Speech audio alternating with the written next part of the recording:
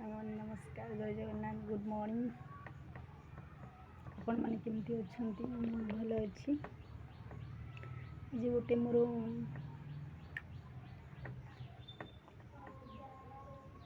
ପିଲାଦିନର କାହାଣୀ କହିବି, ମାନେ ଗୋଟେ ଷ୍ଟୋରି।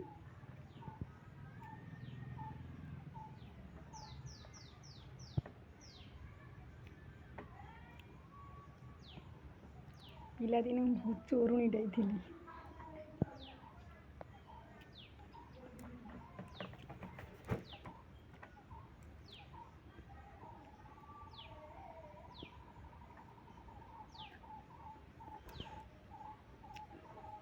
ଆଜି ମୁଁ ପେଟ ଟାଣୁଛି।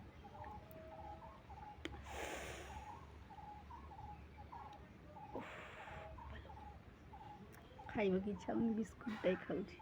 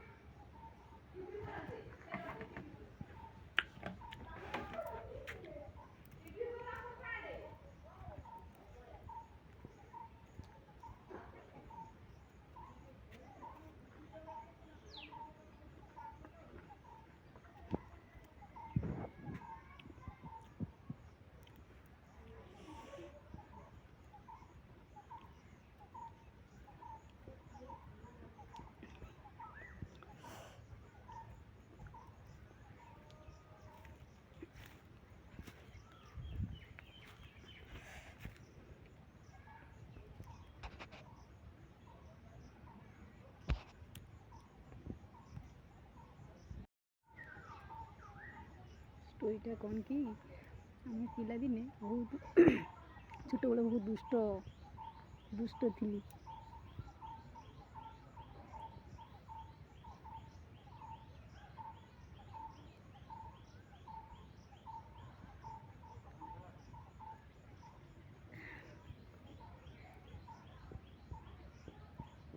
ମୋ ଭାଇର ସାଙ୍ଗ, ମାନେ ଆମ ସାହି ପଡ଼ିଶା, ଆମ ବାପ ଘର କଥା କହୁଛି।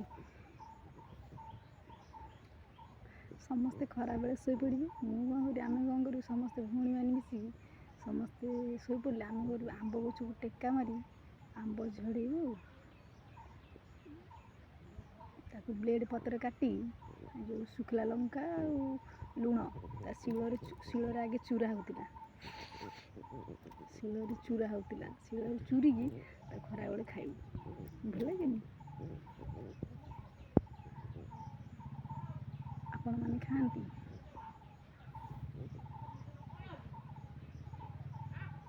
ଆମେ ଛୋଟବେଳେ ସବୁ ଏମିତି ଖାଉ।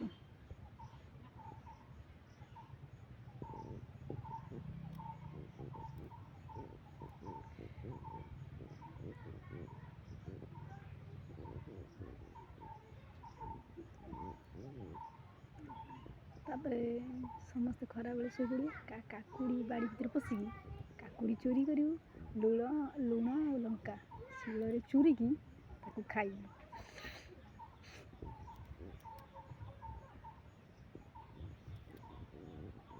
ଏଇଠି ଅଛି ଗୁନୁ, ଏଇଠିକି ଆସେ, ଏଇଠି। ତାପରେ ମୋ ଭାଇର ଜଣେ ସାଙ୍ଗ ଥିଲା, ହେଲା, ଘର ପାଖରେ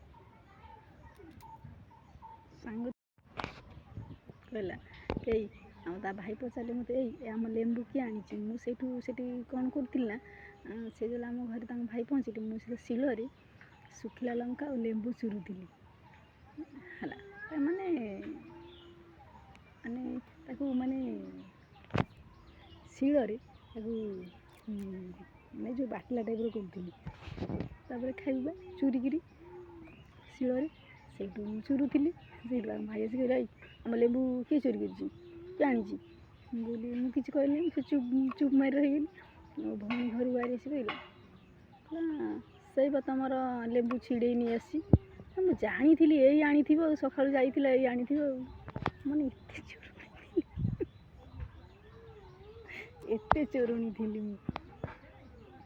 ଆଉ ଦିନ ବଡ଼ ବାପାଙ୍କର କାକୁଡ଼ି ଚୋରି କରି, ହେଲା, ଛୋଟବେଳେ ଚୋରି କରି ମୋ ଜଙ୍ଘ ଫାଡ଼ି ହେଇଯାଏ। କାକୁଡ଼ି ତାପରେ ଯେଉଁ ଭଣ୍ଡା ଭଣ୍ଡା ଭଣ୍ଡା ଗଛରେ ଚଢ଼ିକି ଖରାବେଳେ ନିଦ ନାହିଁ ଭଣ୍ଡା ଗଛରେ ଚଢ଼ିକି ଭଣ୍ଡାକୁ ବି ଚୋରି କରି ନେଇ ପଳେଇ ଆସି ଆମ ଘର ଖୋଜୁଥିବେ ମୁଁ କ'ଣ କରିଥିବି ଭଣ୍ଡା ଗଛରେ ଚୋରି କରି ଭଣ୍ଡା ଗଛରେ ଦିନେ ଚଢ଼ିଥିଲି ଚୋରି କରିଥିଲି ହେଲା ଅଧା ଚଢ଼ିଛି ଭଣ୍ଡା ଗଛରେ ଖସି ଖସି ତଳେ ପଡ଼ିଗଲି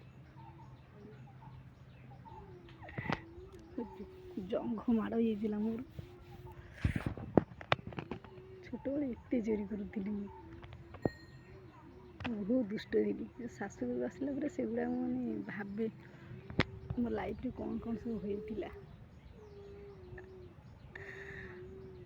ଖରାବେଳେ ଆଉ ନିଦ ହୁଏନି ମୁଁ ନୁହେଁ ମୋ ଭଉଣୀ ଦୁଇ ତିନି ମୁଁ ଏକା ମୋ ଦାଦା ଝିଅମାନେ ମୋ ସାଙ୍ଗରେ ଅଛନ୍ତି ଏକା ମୁଁ ଚୋରି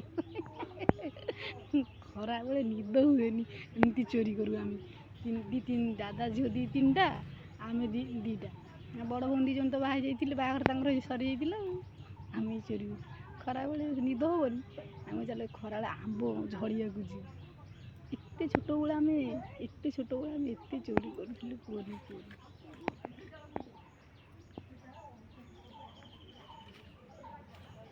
ବହୁତ ଚୋରଣୀ ଥିଲି ଆମେ ଛୋଟବେଳେ ବହୁତ ଚୋରଣୀ ଥିଲି